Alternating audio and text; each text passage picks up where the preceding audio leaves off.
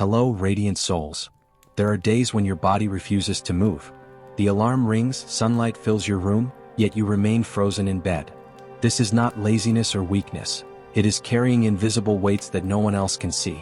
It is not ordinary fatigue but an exhaustion felt in the deepest parts of your soul. If you open this video, know that it's not by accident. You are here because you are chosen. You are trying to stand tall in the middle of silent spiritual battles, unanswered prayers, and heavy burdens.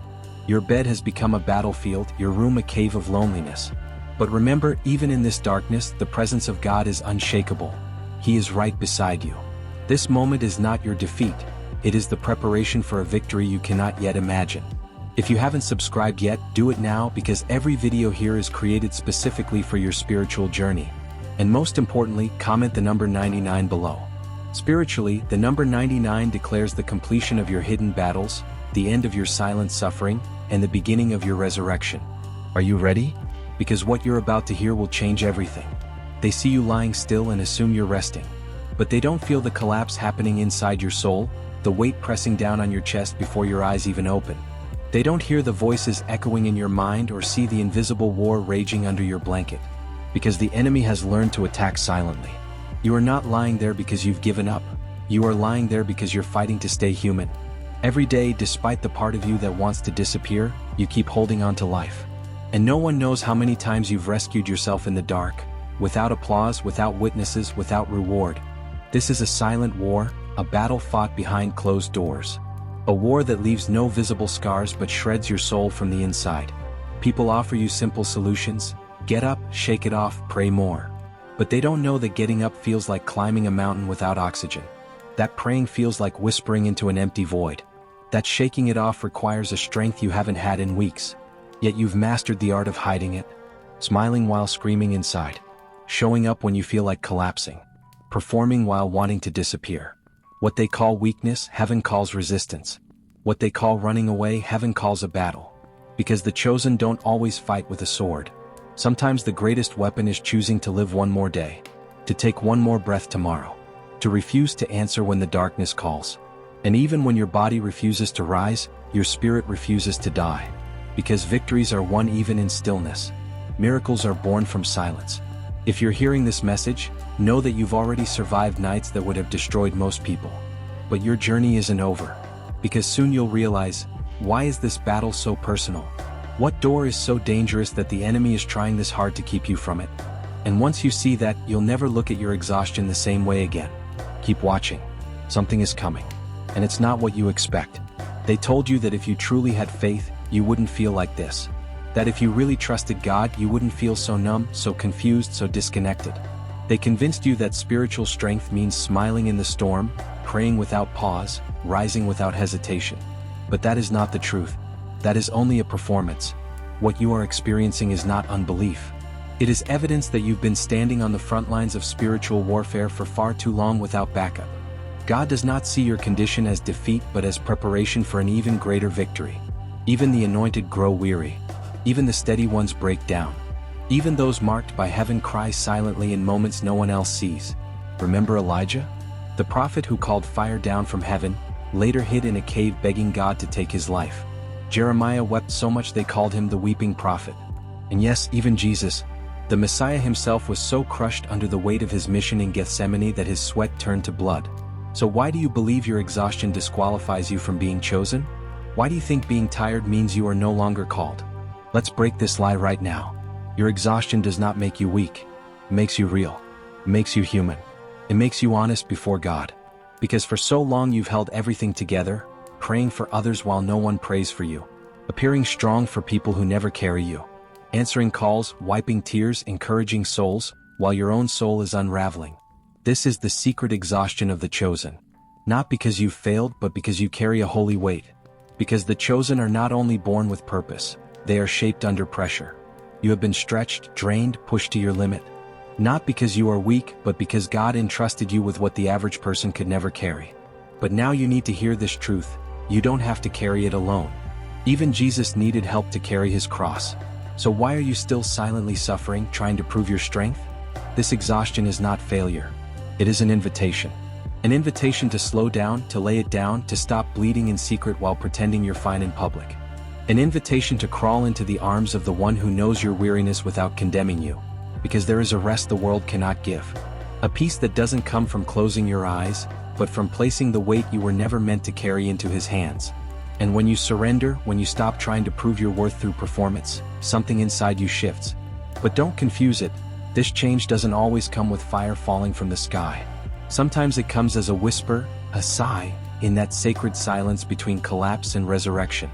And in the next part, I'll show you where the enemy is really hiding. Not always outside. Sometimes in the voice within your own mind. And once you recognize it, the direction of your battle will change. Don't miss it, because your freedom is closer than you think. People, a bed is a sanctuary. A place of peace where the body shuts down and the mind drifts free. But for you, the chosen one, the bed has become something else. It's no longer just a bed. No longer just sheets and pillows. It is a battlefield. Because when the world finally goes silent, that's when they start whispering. Demons don't shout. They whisper. And those whispers come disguised as your own thoughts. You're not enough. You're falling behind. You're a burden. God has forgotten you. In the dark, with your heart pounding, those whispers don't sound like lies. They sound real. And that's where fear bites. Where depression presses on your chest like a bullet. Where silence is so loud it drowns out every scripture you memorized. And you wonder, is life always going to be like this? The place meant for rest becomes a cage. And when you try to rise, invisible chains pull you back down into the same spiral. But here's what no one sees. You're not just lying there. You're fighting. Not against flesh and blood, but against spirits that crush courage, seeds of hopelessness, and invisible sabotage. You're not sleeping, you're resisting. And while the enemy tries to turn your bed into a torture chamber in your most vulnerable state, he overlooked one thing. God was there. Yes, God. The same God who split seas and raised the dead was sitting at the edge of your bed. He didn't judge you. He didn't scold you. He simply stayed. Even when you went quiet, his presence never left. He collected the tears you couldn't explain. He heard the whisper when you said, "I can't do this anymore." He saw the moment you hid under the blanket and whispered, "God, please just hold me." You didn't need scriptures. You didn't need perfect words or strength. Because sometimes the strongest prayer is the silent cry into your pillow. And God answered. With mercy. With angels fighting for you when you didn't even know. With peace strong enough to let you breathe even if it didn't take away the pain. With grace that covered you when shame shouted you were worthless. Because even on your worst days, especially on those days, he never left. That bed is not just a bed. It is your altar. Your battlefield. Your proof that you can survive even in the heart of darkness. And here's the hidden secret. No one tells you this, but the place where the enemy whispers most often is the same place where your purpose is being forged in silence. So don't despise the battle between the sheets. Because what you think is loneliness is actually training. And in the next part, I'll tell you why your sensitivity to what others can't explain is not a curse, but the key unlocking your destiny. Stay with me. Your sensitivity is not a weakness. It is a spiritual key. You walked into a room and suddenly felt the atmosphere change. Nobody said anything, nobody looked at you, but something shifted. The room grew heavy, the air thick, your chest tightened. And you couldn't explain it. Because no one else noticed, but you did. Days passed, and when you woke, the weight you carried wasn't yours. A sadness that wasn't yours. An anxiety with no clear origin. Emotional waves crashing over you without warning. And you asked yourself, what's wrong with me? Here's the truth that cuts through the fog in your mind. Nothing is wrong with you. You are not too sensitive. You are not exaggerating. You are not sick. You were designed by God this way, crafted to feel what others cannot see. But such a gift never comes without cost. You were not called to disappear in crowds, but to carry them. And that is why what you carry doesn't make you broken. It doesn't make you ungrateful. It doesn't make you weak. It makes you real, a human being carrying God's weight on a soul that bleeds in secret. You've always been the strong one. The one who held others together while falling apart inside. The one who smiled, lifted, encouraged, but screamed silently within. And the truth is, you are tired not because you lack discipline, but because you've been fighting this battle alone for too long. Spiritual isolation is real, especially for the chosen. Because your battles are too sacred to explain. Your burdens too divine for ordinary people to carry. You don't just fight for yourself. You fight for generations. You fight for legacies. You fight for things others mock, never realizing the cost. And in this exhaustion, the enemy waits. He doesn't need to destroy you. He just wants you to lay down your destiny with your own hands. But right when everything inside you screamed, "Let go," when quitting seemed like the only mercy left, something flickered. A whisper. A breath. A small pulse in your spirit that refused to die. It didn't shout. It didn't force. It simply remained. And that flicker is sacred, the divine ember God planted in you before you were born, buried deep, whispering every time, "Not yet. Don't quit. There's more." You may not feel strong.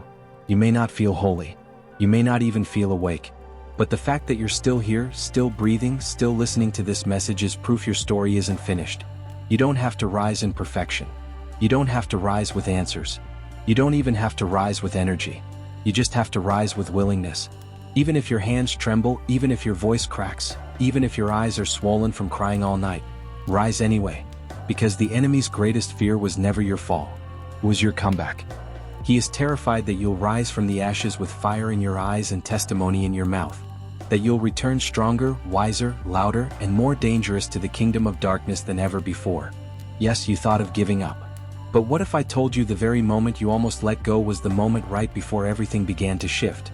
Stay right here, because soon I'll reveal what all this pain has been leading to, and why your survival wasn't random but prophetic. You've carried enough. Now it's time to step into what was always meant to be yours. Listen to me. If today all you could do was breathe, if your only victory was opening your eyes and whispering, "God, I'm still here," then you've already conquered what crushed others. Heaven saw it. Hell feared it. The earth felt it. Because when a chosen one rises, even in silence, even in slow motion, something shifts in the spiritual realm. You didn't come this far just to hide again. You weren't carried through hell just to crawl back into the shadows. That bed was not your prison. It was your proving ground. That silence was not your shame. It was your sacred cocoon. And that exhaustion was not weakness. It was proof you've been wrestling with angels. And now your name is about to change. You are not lazy. You are not broken. You are not too far gone. You are becoming the version of yourself that darkness tried to kill. In that moment, power is activated. You are walking in resurrection. God never left you in that bed. He sat beside you. He fought for you. He waited with you. And now he is rising with you. So rise, chosen one. Not because you're ready, but because you're called. Not because you feel strong, but because your assignment can't wait any longer. Even if you rise in pieces, you still rise with power. Now comment below, "I choose to rise." Let heaven take note. Let hell tremble. Let every lying voice in your mind fall silent. Because you are not done. You're just getting started. And the next time your feet touch the ground, the earth itself will remember that a warrior has risen. Get ready, because now everything shifts.